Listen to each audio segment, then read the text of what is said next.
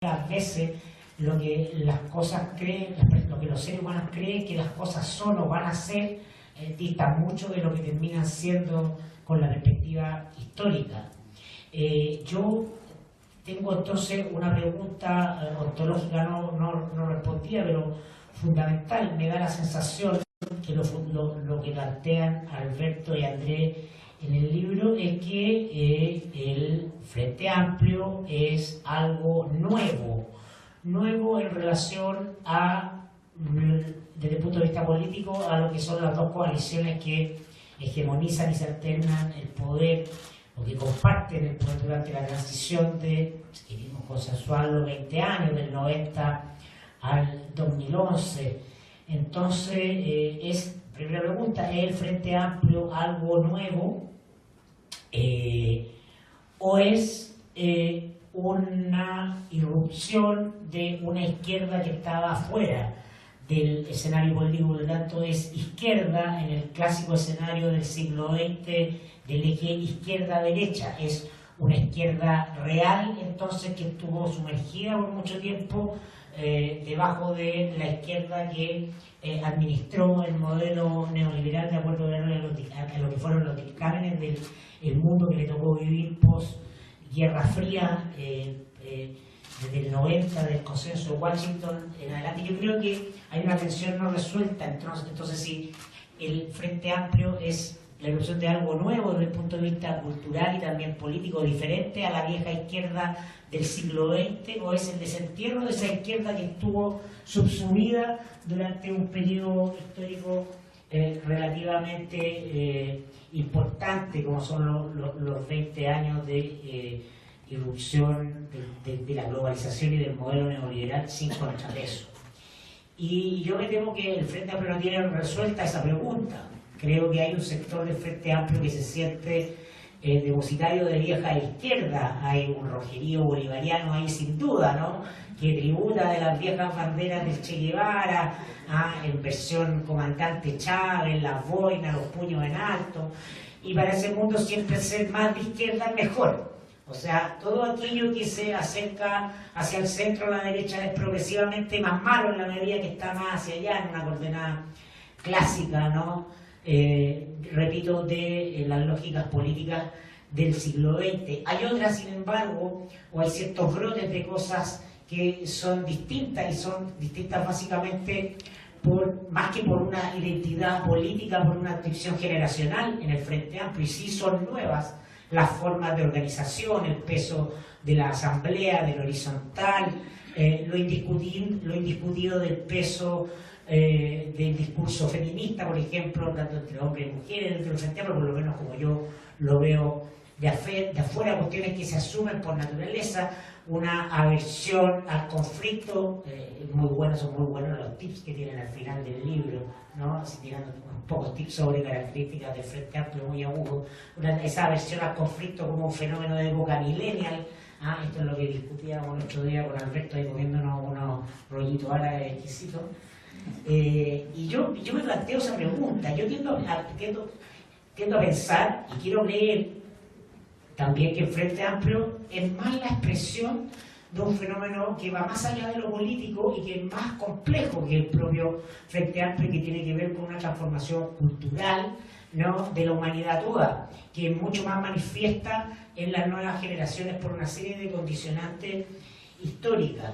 En ese sentido, el Frente Amplio lo quiero entender como un fenómeno político, o como una tercera fuerza política que irrumpe dentro del sistema político tradicional, es decir, juega dentro del esquema o las reglas políticas del sistema, no se plantea construir otras reglas revolucionarias desde afuera, sino que van a la elección con las reglas electorales vigentes, juegan el juego del poder, pero debajo de eso hay como una suerte de sedimento de cuestiones que están ocurriendo un poco en el inconsciente, pero que son también fuertes, que son realidad y que es parte de este cambio de paradigma. Por ejemplo, sin lugar a dudas, la conversación o el cambio epistémico brutal que hay desde la mecánica de Newton a la física cuántica. Andrés, historiador, y la historia de hoy día se empieza a hablar de los campos morfogenéticos, ¿no? Cuestiones que tienen que ver con las neuronas espejo que reproducen los seres humanos, y entonces por qué una tercera o cuarta generación de presos de Auschwitz cargan con secuelas físicas o psicológicas de vivencias que tuvieron su abuelo o su bisabuelo, y eso está en la conversación sobre la historiografía. El paradigma de la izquierda tradicional, ¿no?, es el paradigma de la supresión de las clases, pero no del fin de la dominación de la naturaleza, ¿no? Hay un paradigma distinto al propio que genera la misma revolución industrial. Se plantea contra el capital y las relaciones de producción, pero no se plantea en una relación amorosa o una relación sistémica de relación del hombre con la naturaleza, ¿no?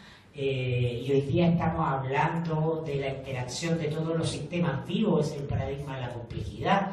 Desde ahí irrumpe el pensamiento medioambiental, que tiene un peso poderoso, y en las nuevas generaciones es algo con lo que nacen, ¿no? En todos los grupos sociales, familias de izquierda, de centro, de derecha, la conciencia medioambiental en las nuevas generaciones está ahí, está latente, y es una realidad, ¿no? No tuvieron que explicársela en el colegio para que estén latiendo con esa vivencia. En el campo económico tradicional que hablar, ¿no?, la lógica de la maximización de utilidades, de la lucha de clase al interior de la empresa, ¿no?, estas luchas por el excedente, por el excedente del capital que se apropia el dueño, ¿no?, el propietario en desmedro del trabajador. Y tenemos esta semana un paro de los tripulantes de cabina de LAN que no piden un peso más. Están pidiendo acortar su jornada laboral de 10.6 a 10.4, tengo entendido. No, me equivoco. De 10.4, no, claro, de 10.4 a 10.6, claro. O a 10.7, no me acuerdo. Bueno, pero eso tiene que ver con tiempo libre. Eso tiene que ver con calidad de vida. Eso tiene que ver con nuevas subjetividades que irrumpen, ¿no?, fuera de las lógicas tradicionales. Se habla hoy día en algunos ámbitos de la economía circular, de no generar excedentes energéticos en ningún sistema, de centro, de derecha o de izquierda, porque hay conciencia de lo que el ser humano es un animal más dentro de un sistema vivo que tiene un equilibrio precario, ¿no? Y nacen las empresas B, no son propuestas por ningún grupo de izquierda, y entonces en Estados Unidos se expanden por Occidente y llegan a Chile, y lo que te dicen las empresas B, y hoy día muchas importantes empresas se quieren certificar como empresas B, es que lo que le importa en esa empresa es mejorar la calidad de vida de, entre comillas, sus consumidores o clientes, sus colaboradores o trabajadores, y también de sus dueños o propietarios o accionistas. No está, es barrer con el concepto de maximizar las utilidades, y la empresa que concibe la sociedad como una externalidad negativa, ¿no? Y el viernes leía en la prensa que el nieto de Rockefeller, ¿no?, genera un fondo para posibilitar la aparición de empresas B. ¿Y qué es lo que es eso? ¿Es una trampa de los dueños del mundo? ¿O se me inoculó un bichito en el software de los dueños del mundo y su reproducción familiar de concentración del poder y la riqueza? En una empresa B está la esencia, si tú lo quieres, de la destrucción del capitalismo, sin ninguna fuerza externa, sino que solo desde adentro, por una cosa de reputación, por sentido de la organización. Bueno, que hablar de la irrupción de los movimientos feministas, ¿no?, de liberación de mujeres, ¿no? O sea, es poderoso, es fuerte, del patriarcado al feminismo, y del feminismo a la igualdad, digo, y algo de ese orden lógico, que estamos quizás viviendo en un momento en que el péndulo se va para otro lado, pero finalmente es como eliminamos un sistema de dominación de un género sobre el otro, no para que pasen a dominar a la mujer y al hombre, sino que para que convivamos en relaciones horizontales y realmente iguales. Y entonces toda la izquierda tiene respuesta para eso. La izquierda tradicional tiene un discurso claro, nítido de cómo se instala el Frente Amplio en eso, que eso dialoga, por ejemplo, con la irrupción de los movimientos indígenas. ¿no? El discurso indígena, pero no es la reivindicación meramente política, ¿no? De parlamentarios indígenas, hay la reivindicación de una cosmovisión, de una manera de ver la vida, de entender la medicina. ¿Qué pasa con esa conversación? ¿Dónde está? ¿En qué parte del sistema político está para la cosmovisión indígena, desde los indios Lakota en América del Norte a los mapuches, acá en el extremo del continente? La tierra, la madre tierra, es una mujer, es una diosa, pero también es una mujer, y entonces hay también ahí una defensa de lo femenino. Tú no entiendes el movimiento de defensa medioambiental sin entender la defensa de lo femenino como una energía que rodea todas las cosas de manera sagrada. En fin, los ciclistas que irrumpen en la ciudad, los veganos, los animalistas, la permacultura, en fin, hay unas conversaciones que están ahí dando vueltas, que no parecen políticas, pero yo creo que son muy políticas, que cruzan al Frente Amplio, van más allá del Frente Amplio. A veces el Frente Amplio dialoga muy bien con ella y a veces no.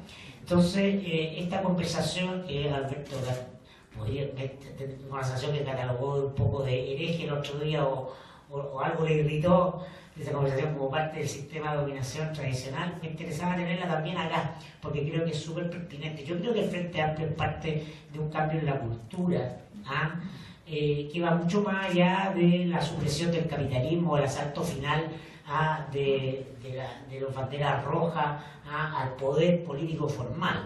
Algo está pasando, y entiendo que el Frente Amplio tiene una pata en lo nuevo y también tiene una pata en lo viejo, y entonces yo no tengo una respuesta ahora. Creo que esa respuesta no la tiene nadie, creo que esa respuesta se va a ir dando sola, pero es interesante porque es un fenómeno emergente de épocas como estos otros fenómenos. Creo que estamos un poco todavía atrasados, como siempre en Chile, varios años las cosas llegan desfasadas en instalar todas estas conversaciones adentro del sistema político, y por eso nos cuesta más verlas, pero están ocurriendo en Chile hoy. Hay mucha gente conversando en estas categorías, son categorías que se superponen, además no se contraponen. Esas son las cosas que quería dejar planteadas, para que las empecemos a conversar acá. Muchas gracias.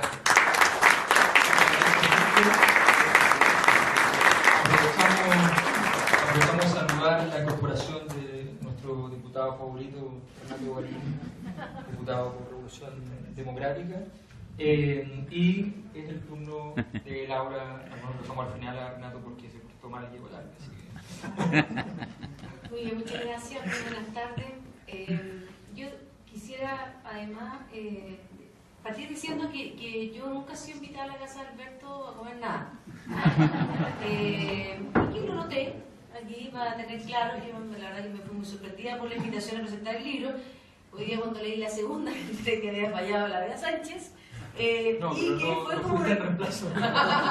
Era además. Era además de que una democracia cristiana podía ser interesante comentar acerca del Frente Amplio. Yo acepto el desafío, como además le tengo aprecio a Alberto, encantada, me sumo a toda su presentación y vengo además a hacerlo con mucho cariño. La verdad es que hace un momento atrás conversábamos con la Tatiana Hernández, una querida compañera y amiga de Alberto también, acerca de lo que proclamaba el movimiento, el encuentro latinoamericano de feministas en Uruguay del año pasado, y que proclamaba distintas pero no dispersas, ¿no? ¿Así era también? Distintas pero no dispersas.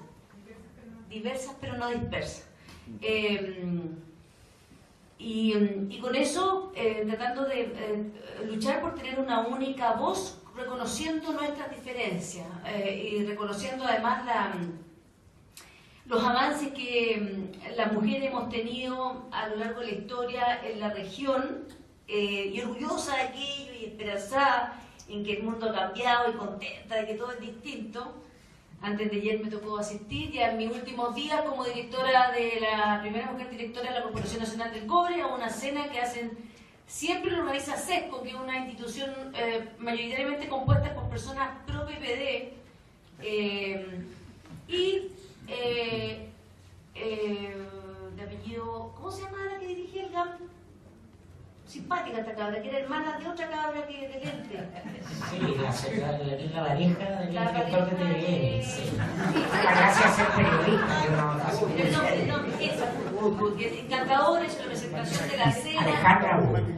Se habló de un tema en el cual he trabajado por 4 años en Codelco, que tiene que ver con la sustentabilidad del cobre verde a propósito de estas empresas y estos sellos distintos, el cobre verde, el sello Codelco, la trazabilidad del cobre, del agua, que me ha tocado ver a propósito de este ninguneo sistemático de esta directora que no hace nada en Codelco, parece que estuviera solamente operando políticamente, pero al cual me he dedicado con mucho énfasis, porque además antes de estudiar Derecho y hacer mi especialidad en contrato, estudié Biología en la Facultad de Ciencias de Chile, que voy a retomar ahora con Podosi, el 21 de abril.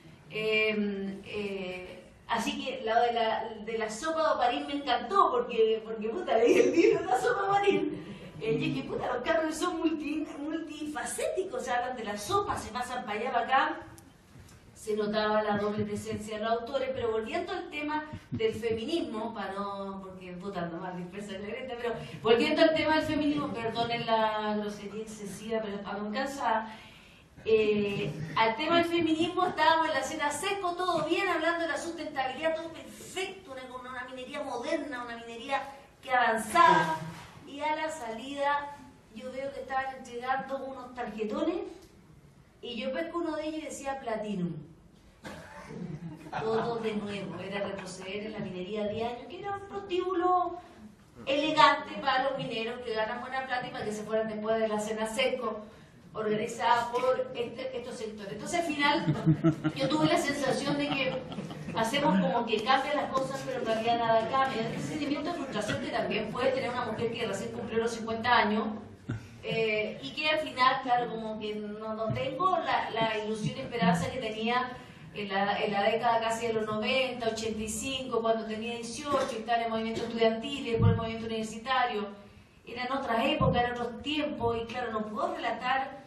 Este libro tiene mucho de eso, tiene una primera parte con afirmaciones respecto de las cuales solo el tiempo le dará la razón, partiendo por la sopa de Oparín, esta especie como de germen del cual nace como la perfección, la vida, porque eso es la sopa de Oparín, nace la vida, pero también mezclada con afirmaciones con las que yo concuerdo con afirmaciones que sean en la página 16, 17, ¿para qué decir del derrumbe del modelo?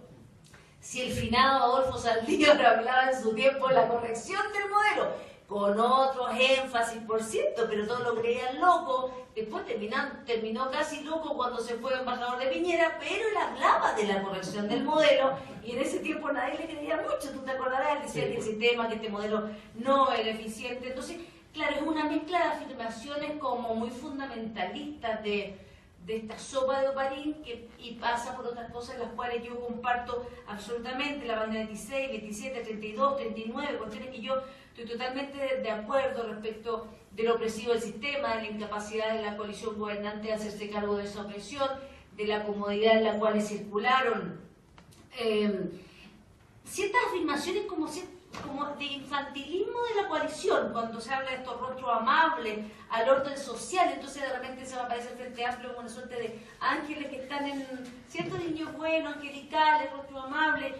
Entonces son políticos o no son políticos, como que lo hace fluctuar entre seres políticos y esta, entre comillas, rostros juveniles del movimiento estudiantil que no dejan de serlo. Entonces no logro ver bien la transición entre pasar de esa transición que no tuvimos los de la generación del 80, pero los del 80 nunca dejamos de ser del movimiento estudiantil para pasar a ocupar un rol. Nosotros fuimos del movimiento estudiantil y yo era de la más chica y pasamos a ser jefe de gabinete y de ahí no pasamos más. O sea, la historia de Yerko, la historia de, por mencionar algunos de nosotros, del negro Lastra, la historia de Omar Jara, llegó a ser subsecretario al final, estoy hablando de los demócratas cristianos, pero de miles de los dirigentes de la época de los 80 que no llegaron a liderar el país, porque lo ocuparon los que habían dejado el 73. Esto lo conversamos muchas veces, ¿no?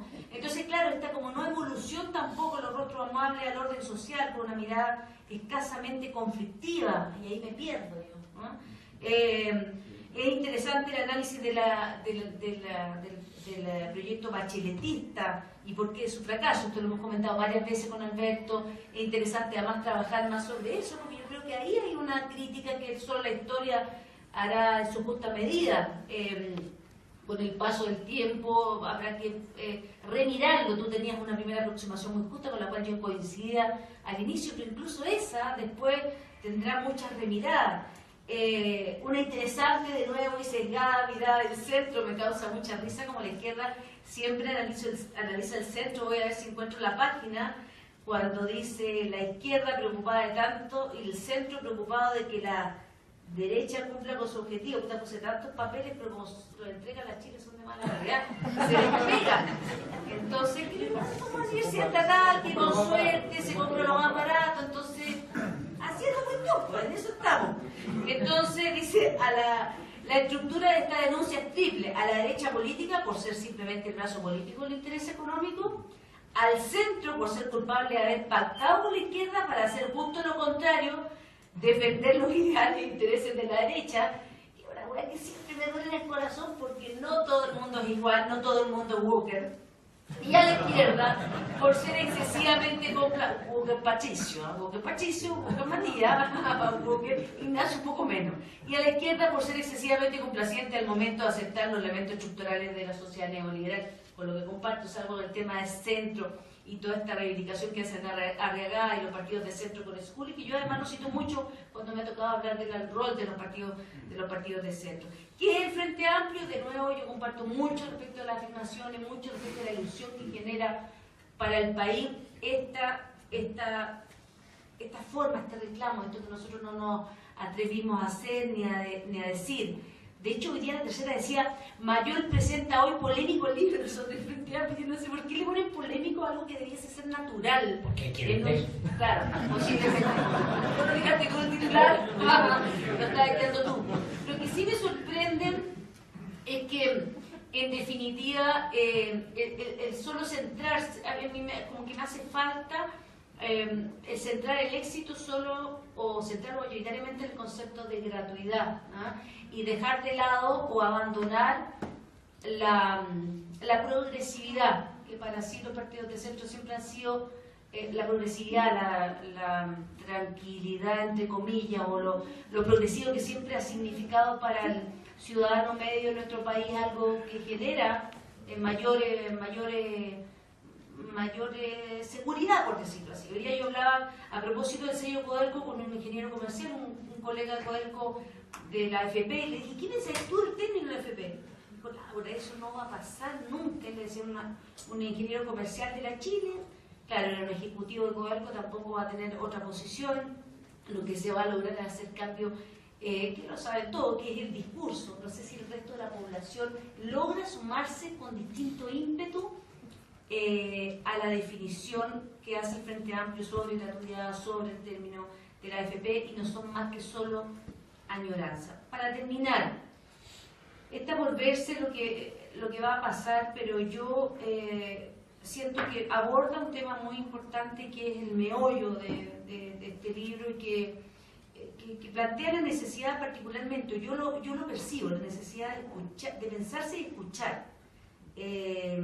Porque el quiebre entre lo político y lo social requiere ser pensado y requiere de mucha escucha. No escucharse significa un peligro para la coalición, y es lo que nos pasó a la nueva mayoría, la concentración. No escuchar al, entre comillas, no quiero abusar del término, al pueblo, a las necesidades del movimiento social, es un peligro, y no escucharse entre la propia coalición es un peligro. No soy quien para decirlo, porque me represento una coalición que perdió el poder, pero dejar de escucharse entre la propia Frente Amplio es un peligro. El voluntarismo también es peligroso.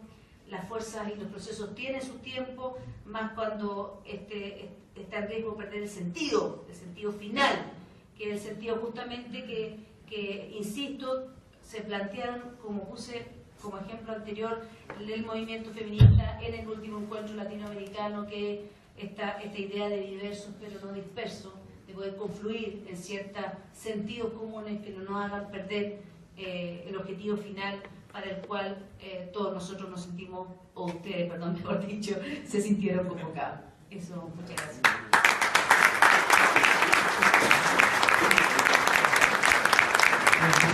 gracias Laura, y ahora entonces Renato ya tomó posesión del micrófono. Gracias. Bueno, muchas gracias por la invitación. Ahí sí. Primero decir que yo no soy un frente amplista, digamos, arquetípico. Yo vengo del mundo liberal. Después de estudiar Derecho, estudié en Estados Unidos con beca Fulbright del Departamento de Estado de los Estados Unidos. Y después estudié en Inglaterra. Por ende, soy algo así como el infiltrado los dos imperios en el Frente Amplio. Por ende, yo no hablo desde la historia del movimiento estudiantil. Yo no marchaba adelante en las marchas, marchaba atrás. Yo no estuve en los patios, estaba en las bibliotecas. Yo no fui dirigente estudiantil, fui un estudiante común y corriente. Y la vocación electoral es más bien tardía en mí. Me topo en el Parlamento todos los días con ex compañeros de curso, no solo en el Frente Amplio, pienso en Gabriel, en Gonzalo, en Gael, también en la ADC, jóvenes diputados que ingresan en este periodo, que pasaron por la escuela de Derecho y que yo nunca pensé que iban a ser diputados, ¿no? Porque la política entra a las vidas de manera interventiva y después sacarla es muy compleja, ¿no? De hecho, Tomás Hicks dice que desde el 91 está dejando la política.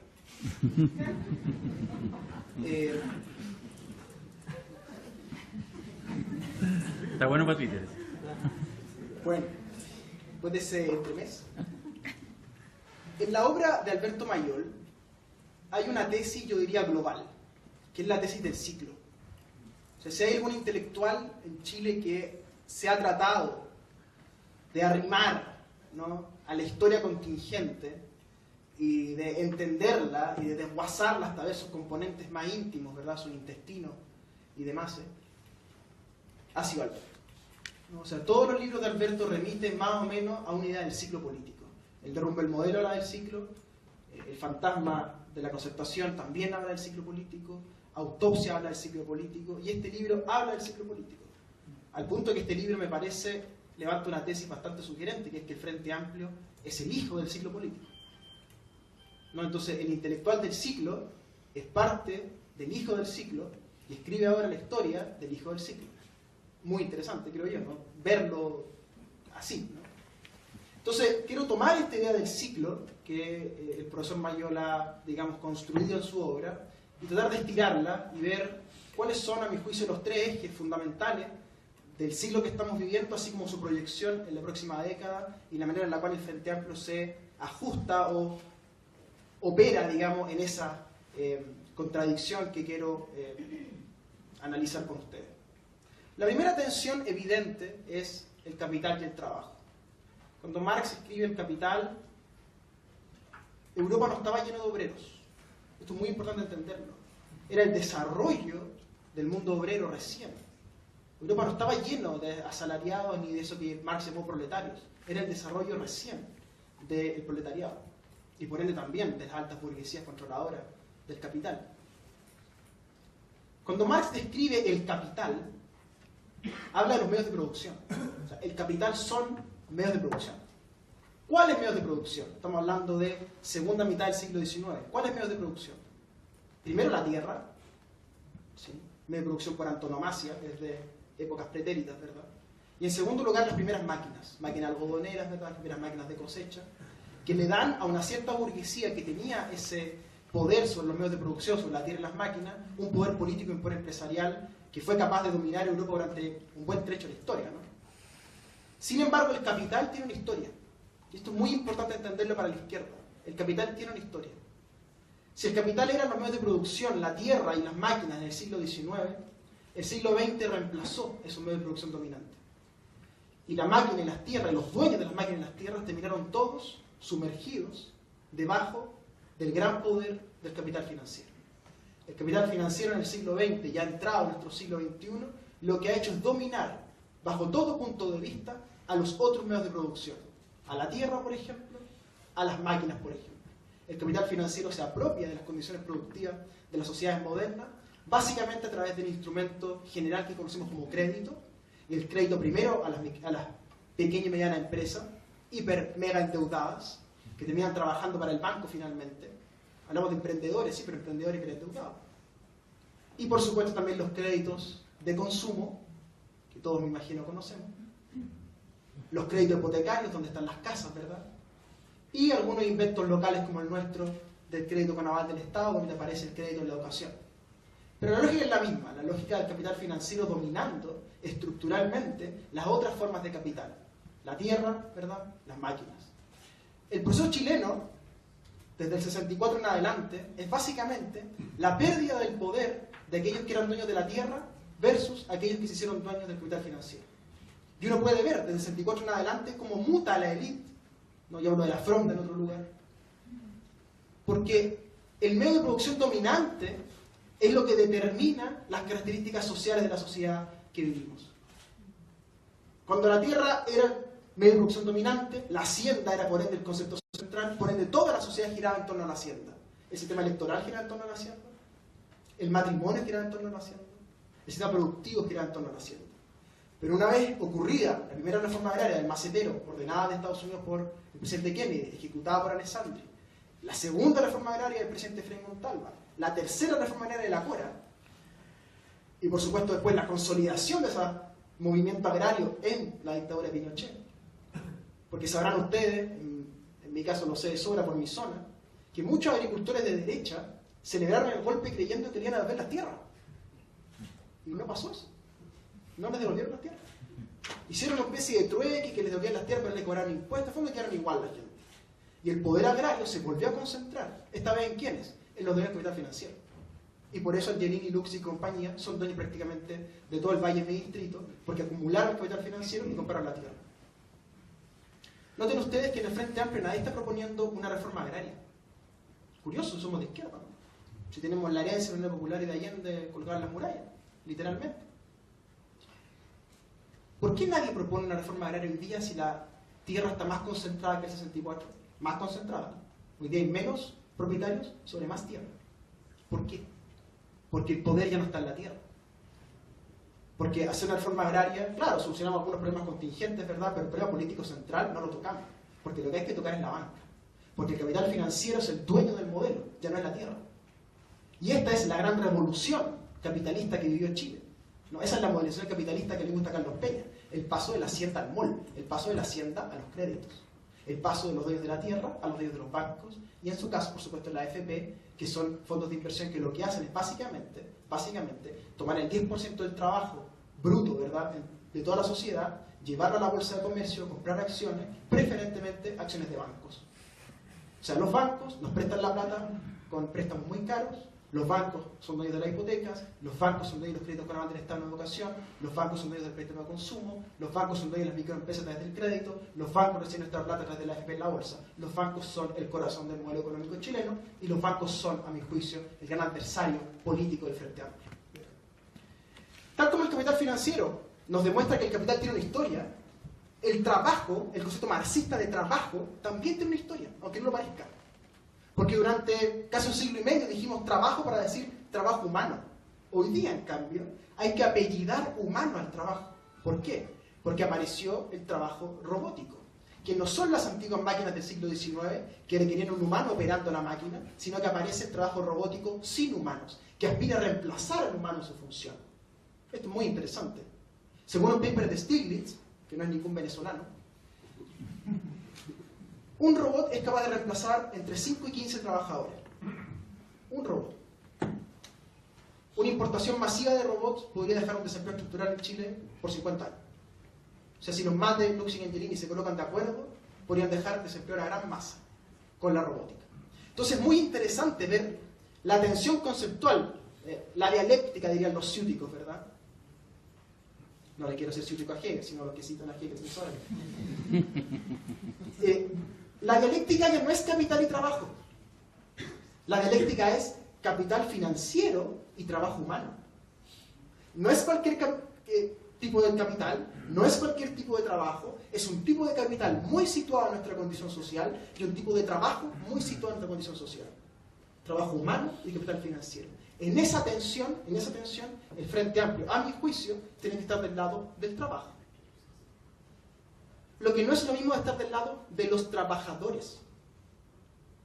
¿Sí? Porque aparece el sueño de la izquierda, ¿verdad? Se te entera de los cordones industriales, compañero. ¿Cómo explicarle que ya no hay cordones industriales, compañero? que los sindicatos tienen cada vez menos poder, que los robots no se van a sindicalizar, que el compañero trabajador lo que quiere es comprarse una tele nueva, que el compañero trabajador está sobreendeudado, que tiene 20 tarjetas en la billetera, que pide avance en efectivo todos los días en Falabella. Entonces, cuando comprendemos el capitalismo que enfrentamos, podemos pensar en nuestra estrategia. Pero mi impresión es que buena parte de la izquierda del Frente Amplio tiene la impresión que seguimos los 70 y que lo que estamos enfrentando es un capitalismo agrario.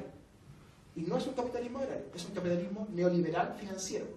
Por ende, aquellos que honestamente y de buena fe quieren traer al presente al presidente Allende, tienen que comprender que el capitalismo neoliberal no es el capitalismo que enfrentó la Unión Popular con sus reformas.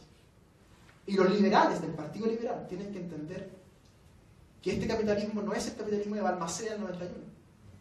No, porque Blado también tiene esta especie de sueño, ¿no?, como arqueológico, ¿no?, de traer de vuelta la momia de Balmaceda y decir, bueno, este era el camino. Yo pienso que no.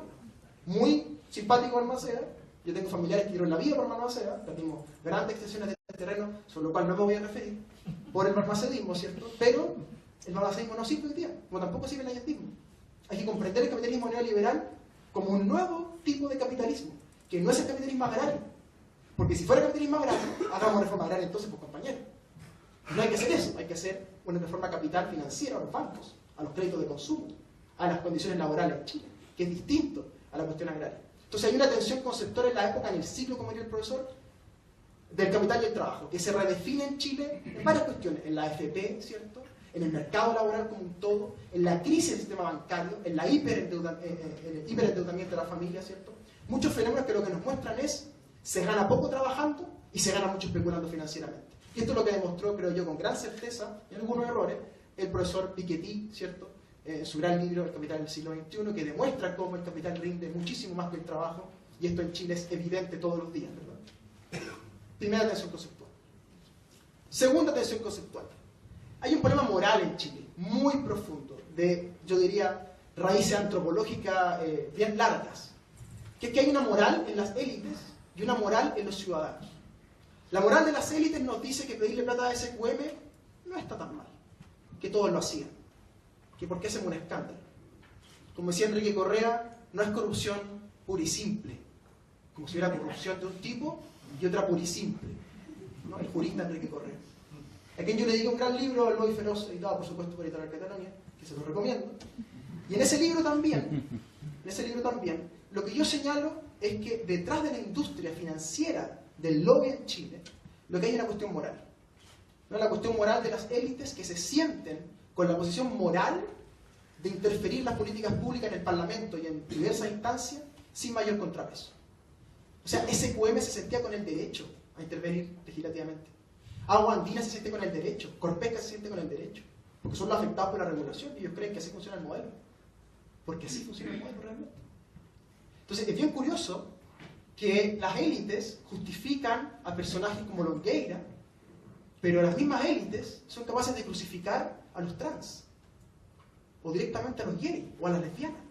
Entonces, es muy curioso que tenemos una élite que tolera la corrupción, tolera el lobby corrupto, tolera el financiamiento de las campañas ilegalmente, pero no tolera a los trans, no tolera a las lesbianas, no tolera la identidad de género. O sea, la élite tiene un problema moral muy profundo, ¿no? Que es que algunas cosas son buenas para ellos y para nosotros son malas. Porque si uno agarra a una persona aquí en el Metro Salvador y le pregunta, ¿usted está a favor o en contra del financiamiento ilegal de la política? Te va a decir, en contra, es una inmoralidad. ¿Y usted está a favor o en contra de los trans que tengan derecho a identidad de género, por ejemplo? ¿Qué va a decir la señora, por ejemplo? ¿Qué va a decir? Que está a favor. Porque no hace ningún daño a ella, porque no le toca su moral. Esto es muy curioso, que las élites han construido una moral pública desde los 80 en adelante que justifica ciertas prácticas, ciertas conductas, pero condena a otras. Veamos lo del sexo. La moral sexual en Chile es muy interesante. Alberto ha escrito sobre esto, sobre la influencia de Karol Wojtyla, ¿verdad?, Juan Pablo II, sobre la moral sexual en Chile. Esa moral sexual que defiende, por ejemplo, la UDI, ¿qué nos trajo? La peor crisis de SIDA, sífilis y gonorrea en nuestra historia, hoy día. ¿Lo han escuchado a la UDI hacerse cargo del problema? No. ¿Qué propone mi colega Coloma en mi distrito en Melipilla? Propone cárcel para la gente con SIDA, que contagia a otro. ¡Qué buena idea! ¡Qué buena idea! Sacó 4 veces la cantidad de votos que saqué yo. Imagínense la depresión con la que entro cada vez que tengo que escuchar la idea de Coloma. Entonces, esta tensión moral que a Juan Antonio Coloma Jr. le permite decir que Longueira es un prohombre y condenar a los sidosos, es una tensión moral que del otro lado, en el lado de la ciudadanía, es justamente lo opuesto. La ciudadanía critica la corrupción de las élites, pero no tiene mayor problema con el pluralismo sexual y moral en Chile. Y esto es muy interesante, porque eso va a ser eclosión o está haciendo eclosión. Y el Frente Amplio es parte de esa eclosión, es parte de ese rompimiento moral que ocurrió en Chile, que es muy profunda, que es muy de larga data, que es muy hipócrita también. Vean Mucho Gusto, por ejemplo, ¿cierto? Se acabó el Buenos Días a Todos, lamentablemente. Pero uno conoce un matinal. ¿Y qué hay a las 10 de la mañana? Desfiles de ropa interior a las 10 de la mañana, de hombres y mujeres. Porque claro, la dueña de casa quiere ver calzones y calzoncillos a las 10 de la mañana. Uno coloca la tele a las 11 de la noche, que está el Pollo Valdivia en el UCB, está la Red con su programa, y está la Pamela Díaz con el Jean-Philippe Cretón, ¿verdad?, en el otro, y están permanentemente los tres programas hablando de sexo, como mostrando mujeres con poca ropa, permanentemente. Entonces, a ver, y uno va a la publicidad después y son, discúlpenme, tetas, potos, calugas, paquetes, para arriba y para abajo, para vender créditos de consumo, universidades, maní. Entonces uno dice, a ver, esta sociedad tan pluralista, ¿verdad? Que si uno viene a la fiesta y dice, oye, en Chile, pucha que son liberales, ¿ah? O sea, la moral sexual parece que se renovó. Y no, porque tenemos sexo 24/7 en la tele, 24/7 en la publicidad, pero no podemos hablar del condón. O sea, provocamos permanentemente a los niños y a las niñas a decirles que tienen que tener caluga, el poto parado, las tetas paradas, ¿verdad? Pero cuando van a la cama con otro joven, no, pues no tienen que cuidarse porque no le hablamos de eso. Curioso, ¿no? Esta es la tensión moral de las élites en Chile, que no han decidido qué hacer con la moral sexual. Lo vimos en el divorcio hace 12 años atrás, con los hijos legítimos y hijos naturales también, lo estamos viendo con el tema trans, lo estamos viendo permanentemente, el quiebre moral de esa moral sexual impuesta por Juan Pablo II y a la vez un quiebre moral de las prácticas políticas que van de la mano. Entonces, segunda tensión conceptual, la moral de las élites y la moral ciudadana. Evidentemente yo pienso que el Frente Amplio tiene que estar contra la moral de las élites, tiene que cercar esa moral de las élites, ¿verdad? E incluso señalar esas prácticas que dentro de nosotros son elitistas, por ejemplo, ¿no? Entonces, ese rebaraje de la moral chilena tiene que poner al Frente Amplio en una posición de tal audacia de cuestionar la moral dominante en lo sexual y en lo político, y eso hoy día lamentablemente no lo estamos haciendo con toda la claridad que queríamos hacerlo. Tercera tensión conceptual, y con esto cierro. Uno podría decir que el primer eje es marxista, ¿cierto? El capital y el trabajo.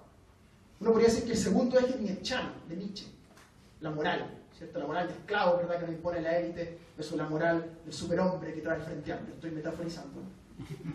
Ya veo mañana en la segunda, Garín propone moral nietzscheano con el Frente Amplio. Nadie entendería, así que da lo mismo.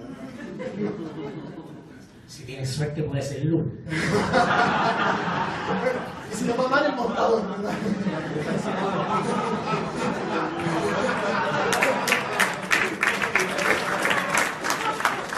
Bueno, Marx y Nietzsche, ¿quién nos queda? El doctor de Viena, ¿verdad? El doctor Freud. Los tres jinetes del apocalipsis moderno, ¿no? Marx sospechaba de la modernidad porque nos trae la lucha de clase. Nietzsche sospechaba de la modernidad porque nos imponía la moral de esclavos, ¿verdad? Freud sospechaba de algo más profundo. Freud sospechaba de nosotros mismos, no de nuestra psiquis. Y la cadena intelectual del psicoanálisis es muy interesante porque después de Freud, que ustedes saben, el autor favorito del profesor Carlos Peña, viene... Es verdad, no estoy cometiendo ninguna infidencia intelectual. Después de Freud vino el profesor Carl Gustav Jung. Y Carl Gustav Jung le hizo una observación brillante a Freud. Porque Freud ve el mundo en padre y madre, ¿cierto? ¿Qué te pasa con tu papá? ¿Qué te pasa con tu mamá? Eso es básicamente el psicoanálisis freudiano. Jung, en cambio, contra Freud, rebelándose contra Freud, especie de díscolo, ¿no? Dice, hay más significados culturales que el padre y la madre, doctor Freud. Y por eso Jung trae desde Oriente el I Ching y trae esa herramienta maravillosa de los seres humanos que se llama tarot. Aunque los ignorantes creen que es para adivinar el futuro. No, es para la introspección psicológica. Y Jung demuestra, contra Freud, que herramientas como el I Ching, como el tarot, nos abren el abanico de arquetipos en el inconsciente colectivo de todos nosotros que compartimos, ¿verdad?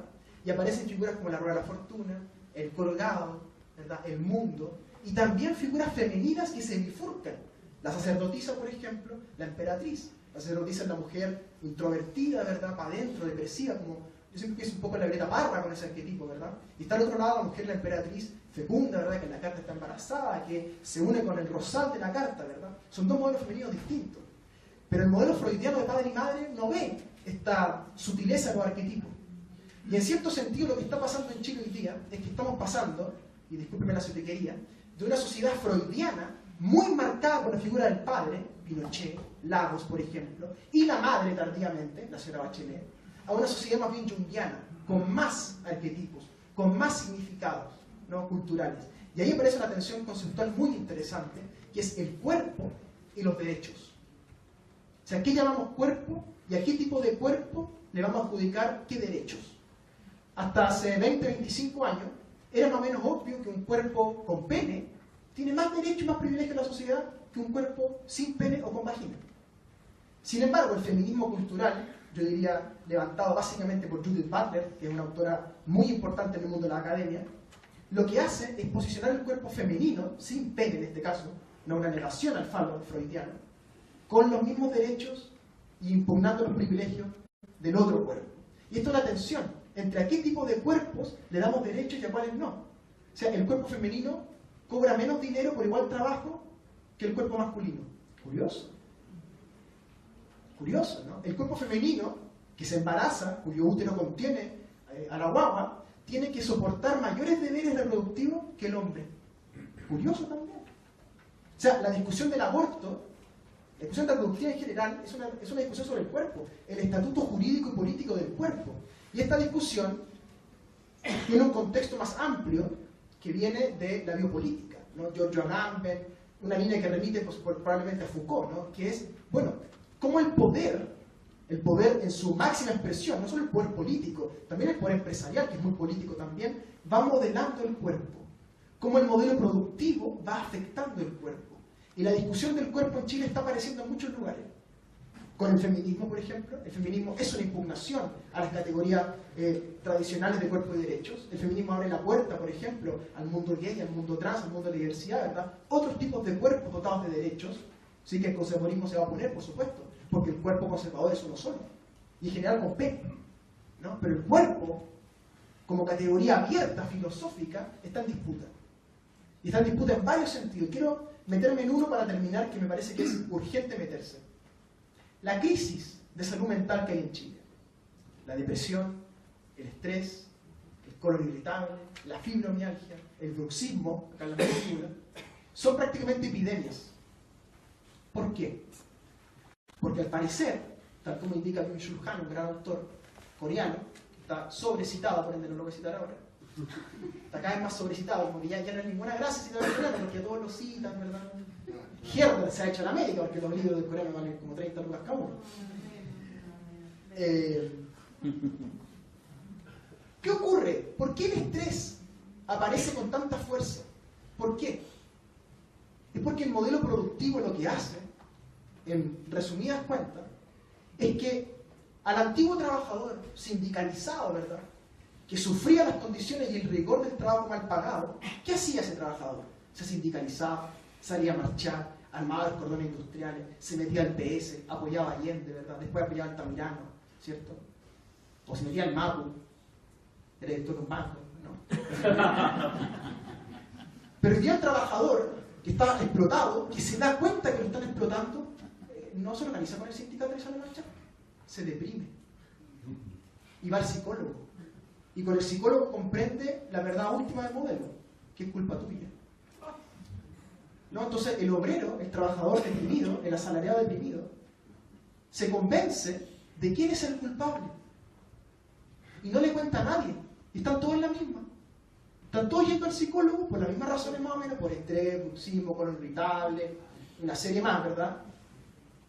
Básicamente por lo mismo, porque vivimos una sociedad enferma.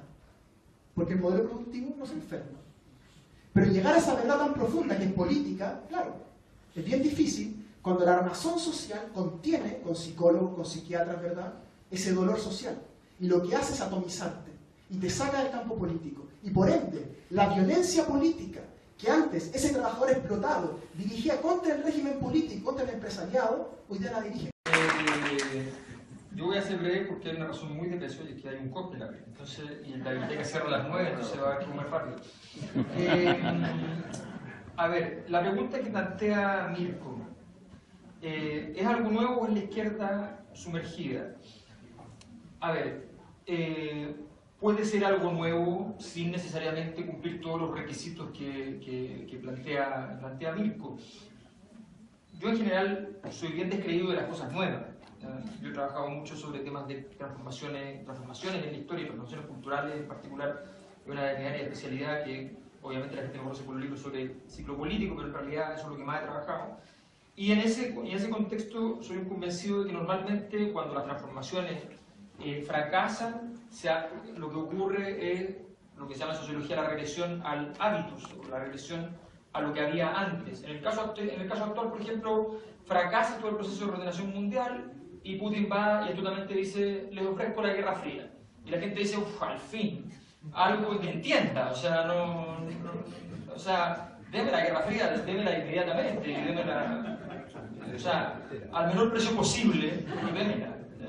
Entonces, y esa dinámica tiene que ver con el hecho de que efectivamente hay periodos de tiempo, nosotros lo planteamos en el fondo en el título de esa manera, cuando nosotros decimos desde el acontecimiento al momento cero, que en el fondo es el argumento, o sea, del acontecimiento del 2011, donde se desarma el régimen anterior, y el momento cero, donde empieza a configurarse la emergencia de nuevas fuerzas políticas que van a aportar a la constitución de un orden nuevo, pasaron 7 años.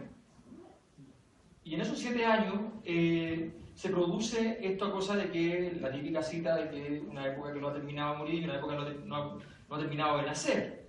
Pero hay algo más, que es una frase que ponemos allí de Herzen, que es un filósofo ruso, que dice que además en estos procesos intersticiales, donde no termina de morir una época y no termina de nacer la otra, además normalmente, voy a decirlo de modo más brutal, porque es lo resume más fácil, nacen herederos de la época que son verdaderos engendros. O sea, lo más probable es que nos encontremos con la situación de que nosotros mismos históricamente podemos no ser nada y simplemente ser un engendro más y todos dirán, mira, al final esa cuestión que rara que era, y se acabó el tema. Y la historia es así de cruel, así de terrible, ¿ya? Y al final viene la suma, lo que dice Laura, viene la suma, la resta, y dice, mira, estos son los líderes que saben cada 2000 años, cada 600, cada 50, y estos son de 6 meses.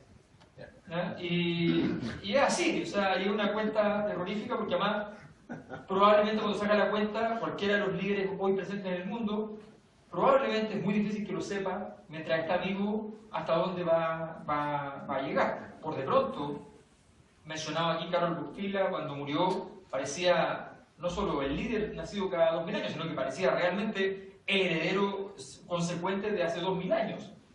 Y hoy día, vía casos de abusos sexuales, ocultamiento de esas verdades, vía la élite de la iglesia, sus acciones, para decirlo financieramente, no transan muy bien en bolsa. Entonces, aquí hay un tema, con el tema del Frente Amplio, que tiene que ver con el dilema que está de fondo, que es el dilema de si esto es un reemplazo de la élite existente o es un reemplazo de la élite con un cambio de modelo de sociedad. Para un cambio de modelo de sociedad de la magnitud que propone Mirko, lo que tendría que ocurrir, a mi juicio, y esto puede estar equivocado porque en la historia existen las singularidades, ¿ya? Pero yo creo que en general se dan las regularidades, y la regularidad es que tiene que ocurrir una crisis gigantesca donde no solo entren en crisis el sistema financiero, que ha estado en crisis muchas veces en el último tiempo, sino que tendría que ser derrotado. Y para ser derrotado tendría que ser derrotado por alguien. Y ostensiblemente nadie ha derrotado al sistema financiero en los últimos 10 años, a pesar de haber vivido una crisis enorme el año 2008. Por tanto, yo siento que eso está más o menos lejano. Pero sí ahí viene el tema para el Frente Amplio y para todas las coaliciones nuevas que en el mundo están tratando de hacer cambio de época, que es decir, a ver, tenemos que tener la osadía, planteaba Renato, la osadía de ir y transformar algo que no es menor. Nosotros lo decimos en el libro como es el momento prometeico, hay que ir a quitarle el fuego a los dioses, hay que quitarle el poder al sistema financiero. Para él hacer el momento prometeico, ¿basta acaso, para seguir con la mitología griega, basta un narciso que se mira al espejo y dice ¿cómo me veo hoy? No basta, evidentemente. Se requiere un tipo que le va a ir muy difícil, Prometeo tuvo un final, el peor final de todos los finales conocidos. Y entonces es un desafío mayúsculo. Por tanto, la impresión que podría plantear aquí es que efectivamente estamos en un momento en el cual el Frente Amplio va a tener que siempre estar en la línea entre un mero reemplazo de la élite o un reemplazo más sustantivo de la élite con un contenido. Y ese va a ser el gran tema. Hasta dónde llegue la profundidad de ese reemplazo, hasta dónde llegue la profundidad de esa sustancia, hasta dónde se pase de un cambio del modelo neoliberal a una impugnación al capitalismo, por ejemplo, que son cosas que están a mucha distancia. Mucha distancia. La propuesta hasta el momento que se tiene desde dentro del Frente Amplio en general son propuestas dentro del capitalismo, no son propuestas ajenas al capitalismo. Respecto a la polémica del libro, quiero simplemente decir que sí, curiosamente se consideró por la prensa polémico, pero lo más interesante es que se consideró polémico por el Frente Amplio, sin ninguna razón. Así que nosotros pedimos presentarlo íntimamente en el Frente Amplio, en actividades internas, 5 minutos, para decir, oye, 2 académicos del Frente Amplio escribieron un libro sobre el Frente Amplio, un aplauso para los participantes, digo. Gracias, eso era, pero nos dijeron que no. Pero bueno, así que participar. La maldad que hicieron con Tomás Kirch en el comentario solo me recordó la maldad más grande que se ha hecho con Tomás Kirch, que le hizo Sebastián Piñera en un debate presidencial, la vez que fue Tomás Kirch a la candidatura presidencial. Y me acuerdo porque tan divertido, es la mejor talla que he tirado alguna vez Sebastián Piñera. Dijo, bueno, aquí está Tomás, dijo, cuando yo partí como empresario, él también partió como empresario, cuando yo partí como político, él también partió como político. Bueno, y aquí está él, y aquí estoy yo.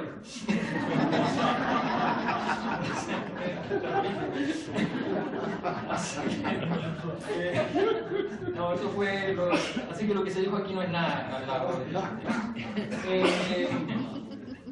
Lo que dice Renato respecto a cuando Marx escribió El Capital es bien importante, porque cuando Marx escribió El Capital habían 80.000 proletarios en todo el mundo. De los millones de personas que vivían, habían 80.000 solamente. Habían 5 ciudades que eran con proletarios, que tenían industria, obrero. Cuando habló del fenómeno no existía el fenómeno. Ese es el desafío, a mi juicio, de toda ciencia social. Obviamente, a la mayor parte eso nos sale mal, ¿ya? Pero ese es el desafío. A mí lo que me parece insólito es cuando muchos de los colegas nos dicen, oye, pero ¿cómo vas a poder hacer predicciones? Eso es como una cosa... No, o sea, el ejercicio de la ciencia social es describir, luego explicar y luego predecir, si se puede. Hay ciencias que no han podido predecir por diversas razones. A los pobres sismólogos siempre nadie los pesca por eso, porque dicen, se está acumulando energía como para un terremoto grado 10. Y dicen, ¿y cuándo? Mira, puede ser mañana o en 10 años. Entonces la prensa sale corriendo y dice, no, que lata, o sea, no puedo meter miedo así. No tiene sentido. En cambio, efectivamente, el sentido último del trabajo intelectual es efectivamente tratar de decir, mira, aquí hay hechos posibles, potenciales, probables, y eso es lo que tratamos de decir. Tratamos de decir, el Frente Amplio enfrentará los siguientes desafíos, viene de las siguientes tradiciones. Aquí hay un hecho que es muy simple, muy regular. Todas las agrupaciones sociales que fueron eliminadas de la conversación durante la transición política, o sea, todas aquellas agrupaciones que después del 90 dijeron, oye, esos temas los vamos viendo, ¿ya? Los vamos viendo, y que venían de las ONG de los 80, todos esos temas, pobladores, feminismo sustantivo, no el feminismo tecnocrático, sino que el feminismo no digo más duro, sino que simplemente digo más sustantivo, más del cuestionamiento del problema del patriarcado, que requiere una reflexión además mucho más compleja. Obviamente el tema del modelo neoliberal, los estudiantes, ¿ya? Todas esas temáticas, los temas sindicales, estaban dejadas de lado y aparece entonces, irrumpen en forma organizada ahora, luego de varios esfuerzos de organización que no funcionaron, que esa es la verdad, hasta que finalmente hay una época donde finalmente es posible aquello. Y es posible no tanto, lo decimos por los méritos mismos del Frente Amplio, sino por el hecho de que la época ya está suficientemente madura o desarticulada como para ser exigible aquello. Así que nos parece que ese es un elemento a considerar. Hay un esfuerzo entonces de poder dar cuenta de este siglo, hay un esfuerzo por dar información relevante. No es un libro oficial, detestamos los libros oficiales, ¿ya? No queremos que sea un libro oficial, que simplemente sea un libro donde se discrepen respecto incluso a los hechos, y donde mañana otros autores puedan decir, mira, la verdad es que esos hechos deben ser modificados porque en realidad esa reunión no fue tan importante, ese hito no ciframos allí, el hito, no lo olvidemos, solamente pasemos comentarios de los historiadores, que el origen del capitalismo hay historiadores que dicen que es el siglo XIII y otros que dicen que es el siglo XVI. O sea, hay 200 años de diferencia en la práctica entre 1350, más o menos, donde ponen algunos, y 1550, donde ponen otros. Entonces, objetivamente, y hay algunos que van bastante más adelante, siglo XVII, o sea, ahí hay de todo. Hay de todo. Y hay otros que dicen que desde el momento que apareció la moneda, Simmel, iba a haber capitalismo. O sea, con la invención de la moneda ya estaba toda la historia para adelante hecha. Por tanto, en esto no nos vamos a poner de acuerdo. Lo importante es tener los conceptos para ello. Nosotros hemos tratado de hacer un buen esfuerzo de construir categorías, de construir el proceso histórico de formación del Frente Amplio, tratar de dar sus rasgos de identidad principales, que son lo que va a dibujar el modelo de aquí en adelante. Bien, les agradecemos mucho la presencia. Damos por cerrada la parte más aburrida y nos vamos, quedan exactamente 23 minutos para que puedan ir al cofre.